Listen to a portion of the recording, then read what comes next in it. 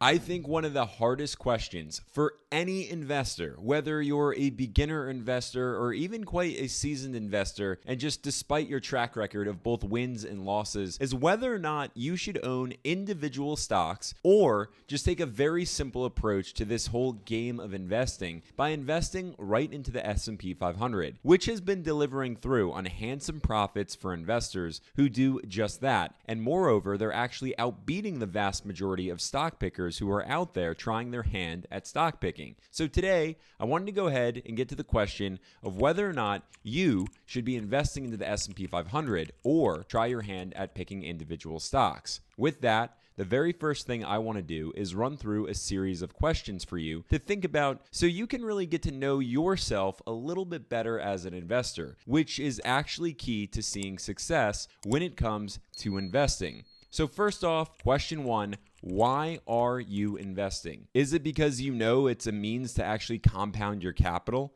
Is it because the whole idea of becoming, say, a business owner actually fascinates you? Or perhaps it's actually a combination of the two.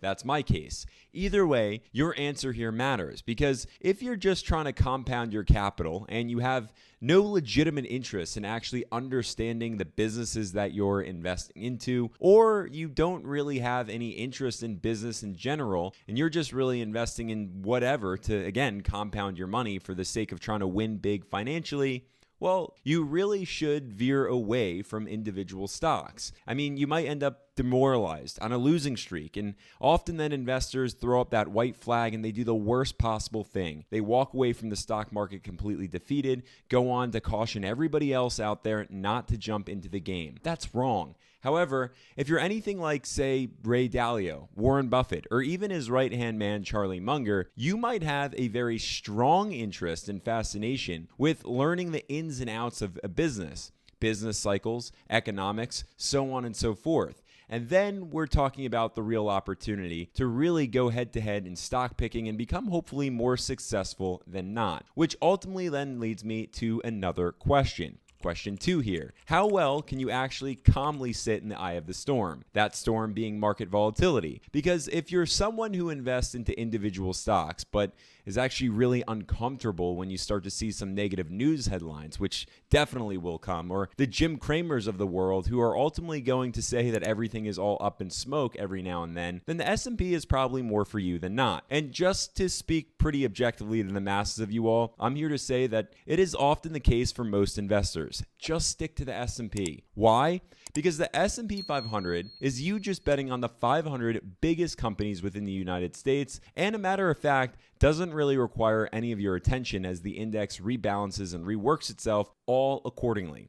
That means the only thing that you really have to do is dollar cost average into the S&P 500 as much as you possibly can. I mean, I'm just going to go ahead and pull this up for you, and we're going to use, for the sake of this video, Vanguard's S&P 500 ETF, ticker symbol VOO, to illustrate the magic and the power behind this simple approach to investing. So we can see here, if you just threw in $10,000 and you didn't even add a single penny more into this fund over a 10-year period, well, today you'd be sitting on $34,876, more than doubling your money with an annual 13.3% annual return rate. That's a steal.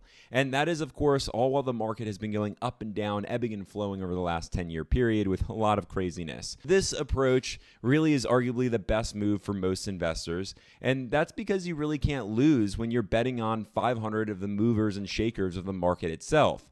But you very well may be sitting there thinking you want to actually try your odds at stock picking, or you just genuinely have a passion and interest in owning companies, like I said before. And if that's you, simply investing into the S&P 500 may not do it for you. So I want to briefly talk about stock picking and this whole route, along with some questions to think about as you head down this path. Now, the first question here that comes to mind is, do you have the ability to invest and actually lose money? Why? Because not all of your stock picks are going to be home runs, as some may actually deliver average returns, or worse off, you may not even outperform the S&P 500. So in knowing that, are you prepared to actually risk losing money, which goes against Warren Buffett's #1 golden rule, which is don't lose money? And then that's followed by the second rule of thumb by Buffett, which is just follow rule #1, don't lose money. However, it is really important to note that you don't need to be right 100% of the time when you pick stocks. You just need to be right right more times than you are not. And in some cases, just depending on how concentrated your portfolio actually is, you don't even have to be right dozens and dozens of times. Perhaps in some cases, you just need to be right once or twice. And that's, again, betting big or going all in on one or two stocks. However, keep in mind such an approach is a lot of risk. But here's another question for you to just think about. Venturing down the stock picking route, do you actually have the time to spare in the market? Now, this is incredibly important because if you're in your elder years or nearing retirement, you really can't afford to lose much money at all. You might just want to stay on the tried and true path to wealth with the S&P. But if you're younger and you can actually afford to take on some risk, perhaps now is the time to do just that, trying your luck at investing and, of course, picking stocks. But here's what is important for every investor to just understand. Investing is not gambling. That's why we have Vegas. Investing is all about wealth generation and doing the wise thing today for your future self to just thank you later. If you decide to pick stocks, you really need to measure your success. And then perhaps just use the S&P itself as your benchmark to track your performance. Because if you're measuring your success and you're doing worse off than the S&P 500, well, there is no ifs, ands, or buts about it. You're just a moron. Of course, you can also just get to the best of both worlds by doing both, which is scaling a rock-solid foundation with the S&P 500. Again, this is what I do. And then on top of that foundation that you've been building for yourself, go ahead and invest into some individual stocks. That just may give you the exact excitement that you're looking for. But now let's revisit our initial question.